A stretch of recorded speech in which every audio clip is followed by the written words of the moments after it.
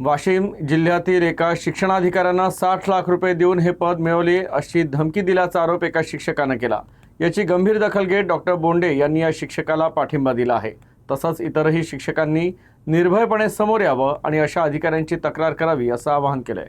तसंच देवेंद्र फडणवीसांच्या सरकारमध्ये शिक्षण खात्यातील भ्रष्टाचार खपवून घेतला जाणार नाही असा इशारा देखील डॉक्टर बोंडे यांनी दिला। अमरावतीत शिक्षण संघर्ष संघटनेच्या बैठकीत वाशिमच्या शिक्षणाधिकाऱ्यांविरोधात धक्कादायक आरोप समोर आलाय।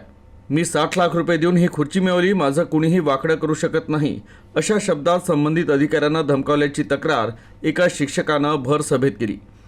या भ्रष्टाचाराच्या जाहीर आरोपानंतर संबंधित शिक्षकावर दबाव आणला जात असल्याचं समोर आलंय। मात्र या पीडित शिक्षकाच्या पाठीशी राज्यसभा खासदार डॉक्टर अनिल बोंडे खंबीरपणे उभे आहेत। शिक्षण विभागातील काही अधिकारी झारीतील शुक्राचार्य असून शिक्षकांकडून वसुली करत असल्याचा घणाघात आरोप त्यांनी केला। शिक्षकांनी न घाबरता व्यथा मांडाव्यात। देवेंद्र फडणवीस यांच्या सरकारमध्ये शिक्षण खात्यातील भ्रष्टाचार अजिबात खपवून घेतला जाणार नाही असा कडक इशारा बोंडेंनी दिला।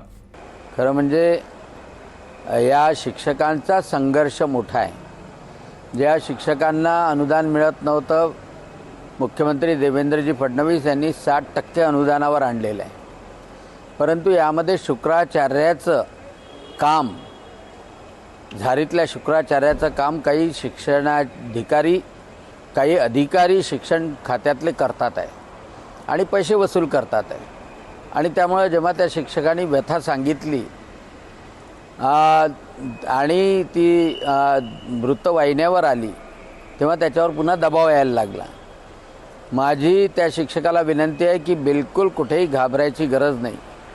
कोणत्याही शिक्षकावर जर का असा अन्याय होत असेल त्याने डायरेक्ट संपर्क साधावा।